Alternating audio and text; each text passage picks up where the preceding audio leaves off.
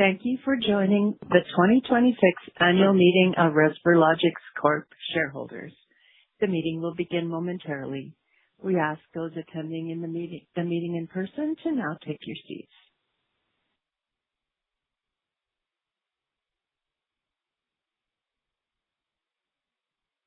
Good afternoon, and welcome to the Annual Meeting of Resverlogix Corp. The meeting will now come to order. My name is Don McCaffrey, Chairman, President, and CEO of Resverlogix, and I will chair today's meeting. Upon conclusion of the formal part of the meeting, I will provide a report on the company's activities. In order to ensure that the meeting covers the required business in an efficient manner, we have prearranged with designated shareholders to move and second the motions of business. With your approval, I ask Brad Can to act as Secretary of the meeting and Donald Santini of Computershare to act as scrutineer. Before we proceed, I would ask Brad Can, Chief Financial Officer of Resverlogix, to confirm receipt of the declaration of mailing and report on attendance of shareholders at the meeting. Computershare has provided me with a declaration as to mailing indicating that shareholders of record on May 11, 2026 were mailed a copy of the Notice of Meeting and Information Circular together with the accompanying form of proxy or the Notice and Access form and the form of proxy as the case may be, and I direct a copy of the declaration as to mailing to be kept with the records of this meeting. Thank you. The scrutineer has provided me with a report that shows that the shareholders present or represented by proxy at the meeting constitute a quorum for purposes of this meeting. Thank you, Brad. I now declare the meeting regularly constituted for the transaction of business. With your approval, I recommend that the reading of the minutes from the prior annual meeting of shareholders held on June 30th, 2025 be dispensed with. If there are no objections, we will proceed. Anyone wishing to review these minutes should contact the company's Chief Financial Officer. Being no objections, the first item of business is to table the audited financial statements of the company for the year ended December 31st, 2025, together with the report of the auditors. A copy of the December 31st, 2025 audited financial statements and MD&A have been mailed to the registered shareholders and beneficial shareholders who responded to the mail list request form. The next item of business is to fix the number of directors to be elected at the meeting at 5 members. I will now ask someone to make a motion in this regard. Mr. Chairman, I so move. Mr. Chairman, I second the motion. All those in favor, please signify by raising your hand. Opposed of any? I declare the motion carried. The next item of business is the election of directors, and I declare the meeting open for nominations. Mr. Chairman, I nominate Don McCaffrey, Kelly McNeil, Ken Zerblis, Dicky Tu, and Bradley Glass for election as directors of the company. Thank you. Are there any other nominations? Is anyone opposed to the close of the nominations? If there are no further nominations, I declare nominations closed. Mr. Chairman, I move that the persons nominated as directors of the company be individually elected as directors for the ensuing year. Mr. Chairman, I second the motion. All of those in favor of individually electing the nominees as directors of the company, as aforesaid, please signify by raising your hand.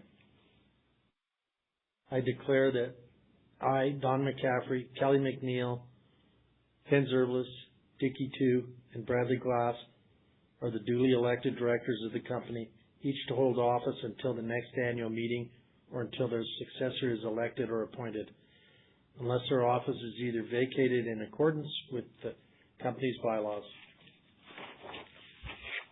We will proceed with the appointment of auditors. I will ask someone to move that RSM Canada, LLP, Chartered Professional Accountants of Toronto, Ontario, be appointed as auditors of the company until the next annual meeting of shareholders at such remuneration as may be fixed by the board of directors, and that the directors be and are hereby authorized to fix such remuneration. Mr. Chairman, I so move. Mr. Chairman, I second the motion. All those in favor, please signify by raising your hand. I declare the motion carried. Termination of meeting. If there is no other business, may I have a motion to terminate this meeting? Mr. Chairman, I so move. Mr. Chairman, I second the motion. You've heard the motion. All of those in favor, please signify by raising your hand. Opposed, if any? I declare the motion carried. This annual meeting of shareholders of Resverlogix is terminated. I will now proceed with the management presentation after a brief pause.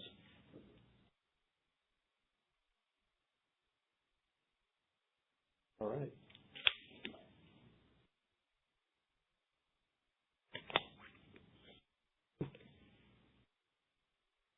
Welcome everybody to the annual general meeting management update. We'll be brief today, but we'll try to cover the essential points that have happened in the last 12 months and where we're headed. This is a forward-looking statement from the company, as usual. And introduction to Resverlogix. Some of you listening may not know much about the company, but I am Donald McCaffrey, President and CEO. The company was formed in 2001, Calgary, Canada, and is traded on the Toronto Stock Exchange.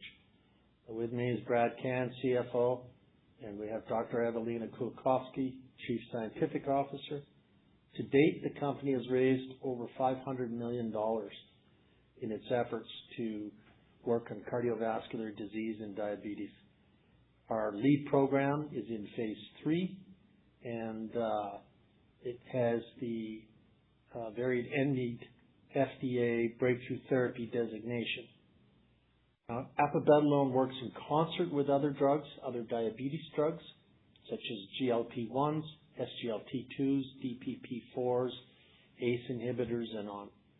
So it's a very lucrative potential, as cardiovascular benefits in heart failure as observed beyond standard of care. Renally impaired patients and dialysis patients have also showed extreme benefit from this particular program. Now, the lead candidate, a lot of people know about it already, but it is orally available. It's well tolerated. It demonstrates cardioprotective program or benefits in our Bet on Maze program, our first phase 3.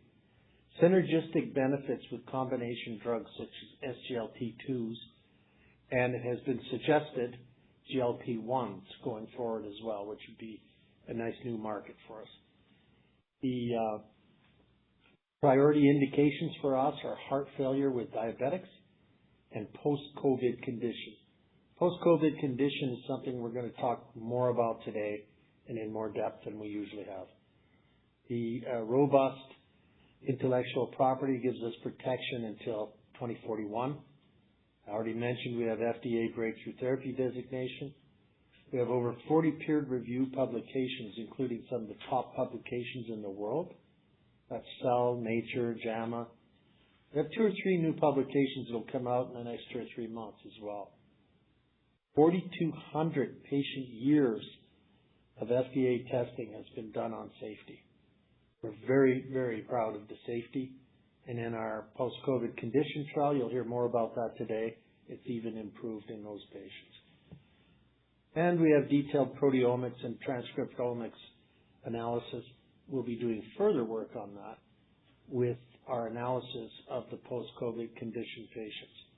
This is an old slide that depicts what we were working on during that dreaded COVID-19 period, where we had effectiveness and extremely good effectiveness in early infection, pulmonary phase, and hyperinflammatory phase. Seems that has died out, not completely, but the post-COVID condition, which is part of the overall program, is very active still. Apabetalone is targeting that particular window. We will reverse back into those other categories once this disease resurfaces, and it will resurface. 3 rounds of it have already happened with SARS-1, MERS-1, which is Middle East respiratory, and COVID-19. It's not gone away, and we are ready for it next time it comes back. Now, one of the key benefits of what we're working on, we're not trying to create Moderna here in some magical, very lucrative, take 4 shots a year kind of program. We want to cure it. We want to fix it right away in a couple of weeks. So this isn't something that is going to take a patient on drug forever. We want patients on drug for a long time for the other conditions that are created. That's MACE, major adverse cardiac events. 70% increases in patients who've had COVID. Heart attack, 40% increases in patients that have had COVID. Stroke, heart failure. All of these are actively related to having had COVID. We've had a very good publication, probably our best ever in Cell, that was showing the benefits of our drug in these categories.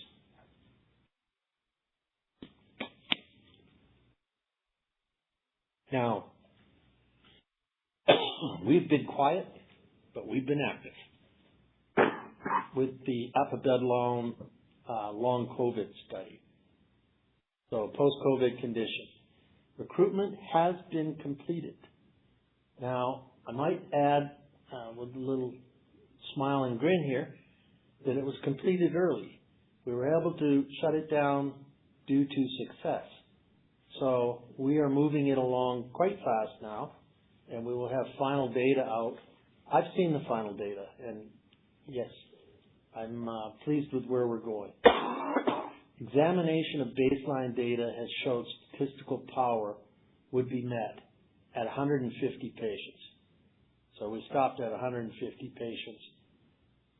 We stopped in May, and our last patient in will be done in September. So we have less than 90 days, and this data will be out. This data is shareable under CDA with pharmaceutical companies, private investors, and that is a route that we will be following. We cannot disclose it today, because if we do, we can't have publications and extra awareness. That's something that is worth waiting 90 days for. So if we were in the middle of COVID, yes, we would probably do it right now. But we're pleased with where we're going with this. And we had 3 different sites all in the Middle East. They were very ready and willing to have COVID testing still going on, where most people shy away from it, don't even want to hear the word. However, they understand. They suffered through MERS. The rest of the world did not. They know it's already on the 3rd round and headed for a 4th. They will be prepared and ready next time it comes. So will we. So we were able to work in Jordan, Saudi Arabia, and United Arab Emirates. And if you can see my arrow, that happens to be Iran. And yes, it is very close to them. And yes, they have been bombed during this particular clinical trial. So in some respects, that might be an extra reason that it's kind of nice that the trial ended early. So I was over there at times and did see missiles and heard bombings. So it's nice to move on to the success level of this. Now, our clinical outcomes were measured on the new World Health Organization format. We used 2 different standards, one called PASS and one because, let me go back a couple slides here, because what's the patient? Well, they can be anywhere. They can be a MACE patient, heart attack, stroke, pulmonary. What's the symptoms? What's the biomarkers? So all kinds of COVID trials can range with a smattering of different biomarkers, results, impacts. But the World Health Organization decided, let's ask the patient, are you well or not? How are your standards of professional life, your social life? So they've collected an approach of using patient monitoring, which I think is smart for something with this many potential medical biomarkers and tools that you could use in clinical trials. Are we ever going to standardize between one trial and another? So these are our key endpoints here. And we believe statistically we're already there. That's why we've shortened the size of the trial. And we will see those numbers. They will change. We will see those numbers in September, October. And very gladly get them out to the public. This sets us up for really moving this forward. To my knowledge, no other company has passed this standard yet. So this could be quite nice for us. Now, what else can we do? Well, we can do a lot. We've planned for data collection. These are inflammation markers, COVID-19 markers, proteomics, transcriptomics, and metabolomics. So there's a lot of information that comes out of this going forward. We have potential to understand the epigenetics of long COVID, something nobody else can do.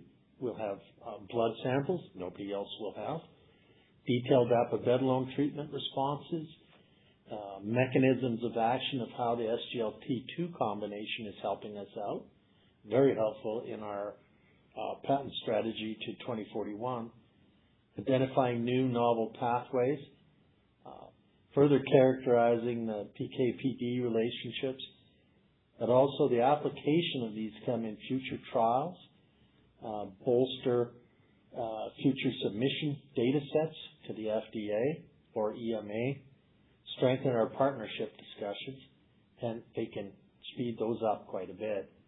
We can also start talking in terms of marketing to any agencies in the Middle East particular who may be interested in stockpiling before any of this goes official. So we are doing all of that. That's part of my business trips over there. And going forward, I mentioned earlier about the safety monitoring boards. We had them meet 3 times, and each time they agreed to proceed according to protocol, no changes. No new safety issues were identified with this drug. No cases of potential discontinuing the study from liver function. No cases of ALTs over 5 times upper limit. You may recall in Bet on Mace 2, we had the occasional ones. So do standard drugs like statins. And as far as that goes, the rate of elevated liver tests was 2.7%. Statins are 3.2%. And our last trial was 6.4%. So the lower difference is mainly because these patients aren't as sick. Remember, in Bet on Mace, they're in Bet on Mace because they just had a heart attack or a major cardiovascular event. And as such, they got put on the drug. So they're already compromised health. These patients, post-COVID condition is no joke. Don't get me wrong. It's like having the flu every day, continuously. Annoying beyond belief. So to be able to terminate that is a very useful program. And it really helps us in our overall, because here we are. We're talking about cardiovascular, chronic heart disease, diabetes. We're talking about the key factors of our main program and showing that it works in another indication as well. This is very, very helpful for us in valuation going forward. The rate of serious adverse events or SAEs were lower than Bet on Mace. And shorter study and duration of the less at-risk population is the believed reason there. So wrapping it up here a bit, the Bet on Mace preparations, Bet on Mace 2, have all been focused around discussion with the regulators. As we have breakthrough therapy designation, we get their guarantees as to what will be approvable and when. We have 300 event interim analysis with stopping rule in place. So again, this trial halfway through could be stopped for success. And based on Bet on Mace 1 results, I'm betting it will be. Bet on Mace 1 had a reduction of events of 63% with a p-value of 0.0002. That means 2 in 10,000 chance it can't be repeated. Well, what we're looking for here with our FDA-approved study is a 20% reduction in events. So at the halfway point on Bet on Mace 1, we were clearly over that. And now we believe we will do the same. That p-value is very strong. Now, one of the main indicators here, if you're looking at the first circle, Bet on Mace, the blue is background of the average patient. Some of them were on SGLT2s, some are not. Some had CKD, kidney disease, some did not. So in the next one, we're overlapping to make sure our two strongest categories are highly represented in this trial. One, almost double the amount of CKD patients. Two, all patients will be on SGLT2s. So for us, we think we're in a very solid position to move this company forward over the next year or two. And again, it all comes down to what we've talked about extensively, is the financing path. We have been stuck in a bad life science market. And just this year, it seems to be breaking. There is a lot of large dollar financing taking place in biotech. Matter of fact, it's expected to be a record year. However, most of that is VC-backed money supporting their current investments or their newest investments. So it hasn't trickled down to our level yet, but it could. Regardless, we're sticking with our plan of utilizing Zenith Epigenetics assets to further the ability to raise our own funds. This is a program I have been working extensively on in the last year, and it is coming along. I can't say what will happen with it, but I do have a very warm, fuzzy feeling here. So that's where we are today, and I'd like to thank all the people who attended in person as well as those online. This particular presentation will be on our website for the next 30 days. So thank you very much, and any questions, we will have a small Q&A now. Thank you. 15 questions. Fire away. How many people in the Bet on Mace 2 trial? 7,000. 2,524 in the last trial.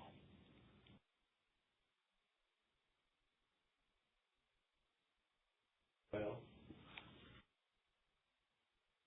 trial that last year,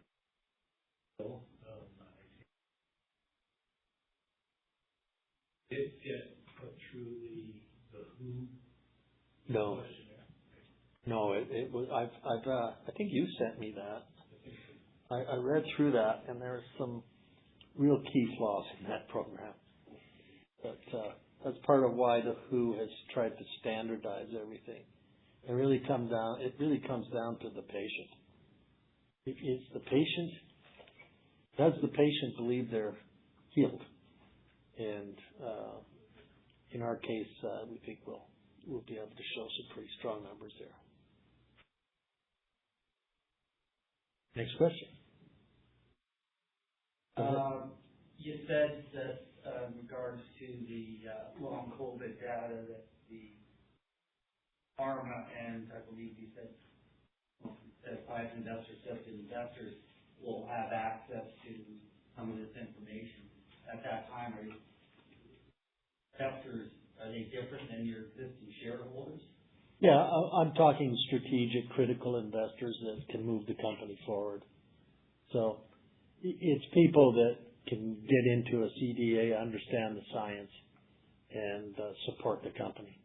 No, somebody just has $1 million this year, I want to support the company. No. That doesn't cut it.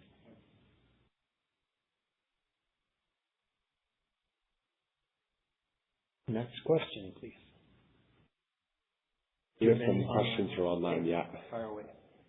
So the first question comes from Jerry. Jerry asks, given management's continued confidence in the science, why do you think financing has continued to come primarily from insiders and related parties rather than strategic or institutional investors? Well, my response to that would be, thank God it has been supported. To me, it didn't matter where, but going forward, biotech has not been a great investment option for the last 5 years. It's been very low. Out of the 474 publicly traded biotech companies that do not have cash flow, the average drop in price is over 95%. So the institutional level that they're referring to has not existed. So thank God we had some deep pockets to support us along the way. We have some new programs that hopefully will be announced soon that I think are equally as creative and very beneficial to the company. Thank you. We have a question from Anthony who's asking, what about other molecules? Is there any potential for molecules developed beyond Apabetalone? There's plenty potential for that, but we have struggled to keep moving forward with one molecule. So we actually had a meeting on that just yesterday. We will keep it on the front burner, but it takes realistic financing to go down that avenue. Thanks, Don. There's a question from Alex here. Alex asks, it seems like the lines for financing Bet on Mace 2 keep getting pushed out longer and longer. At a certain point, is there a hard stop there? Is there a hard deadline? I would say no, until there's a replacement route that it could be financed. So the method we're using in trying to sell an oncology asset, the oncology asset over the last year has greatly improved and shown a lot stronger benefits and potential to the market. So along that path, we get closer and closer. Just have to find the right company and the right timing. Thank you. Another question from Jerry asking, given all of the encouraging scientific results we've seen over the past year, what specific milestones do you think remain before Resverlogix can really attract that the pharma partners or the investors that we need? Is there something specific? Yeah, I personally believe they're actually going to be related to the oncology asset, where we can internally finance it. Trying to finance a $100 million plus clinical trial as a penny stock is just not realistic. That's dilution suicide. So for us, the best way to move forward is to encourage the development of the oncology programs to the point that they're valuable, sought after assets. And that's what we've been doing. We have some great partners on the Zenith Epigenetics side, in particular Harvard's Dana-Farber Cancer Institute and Eli Lilly supporting our lead program in nut carcinoma. And in nut carcinoma, they've been able to increase clinical meaningful events from 0 to at least 60%. So we're moving along nicely, and that is a very nasty disease. So sooner or later, someone will step forward. Ron asked a question that's a little bit along the same lines, but he's wondering if there are any interested parties lined up or in the hopper for that partnership role that you can talk about. And with all of the positive news and all of these studies, why do you think there hasn't been a large pharmaceutical partnership as of yet? I could say yes and no to the question in that, are they lined up? Yes. Can I discuss it? No. So, and it's more than one, but each company has its own strict categories. Like, I'll use a few examples. Pfizer. If a single drug in a single indication cannot do $2 billion a year in sales, they're not interested. Makes no sense to me whatsoever, but it's their policy. Novo Nordisk. If a company's program is not primary data, they're not interested in it. So even though you have gold standard data that has FDA breakthrough therapy designation, an employee can get fired at Novo Nordisk for bringing that data forward. So we have to fit in all of these oddities.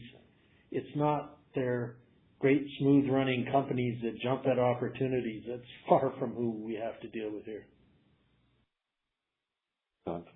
There's a question here from Steve related to the Zenith program. He's wondering if you can comment on the IND for Zen 3694. Is there any updates on that front that you can talk about? The IND filing that was mentioned at the Zenith. Yeah.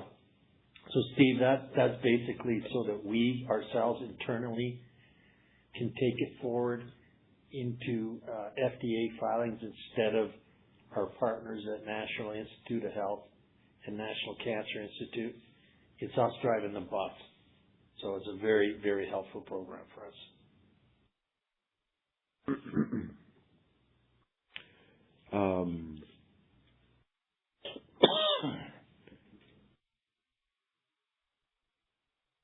Sorry, just a couple more questions about financing that I think have been largely addressed here. The financing questions are simple. There hasn't been financing for us or anybody for a very long time. It's loosening up quite nicely now. Companies like ours have worked on ways around it, selling major assets which have to mature to a certain level before they're sellable. And we're in a good spot on all of that. There's a question from Paul, again, on the Zenith side, asking about the $32 million private placement that was discussed during the AGM there. Can you comment on any progress on that front? This isn't a Zenith meeting. Yes. But there is progress on all kinds of stuff going on right now, but that's inappropriate for this meeting. John? And Daniel is asking, would you consider selling Zenith Epigenetics at a much lower price and accept no or less dividends for Zenith Capital in order to expedite Bet on Mace 2? I would. I haven't had to, but I would consider it. Don't know if I'd consider it to the point I'd do it, but nope, everything's considerable. Great. And that's it for the online questions. All right. Thanks, Tom. Thank you very much for attending, everyone.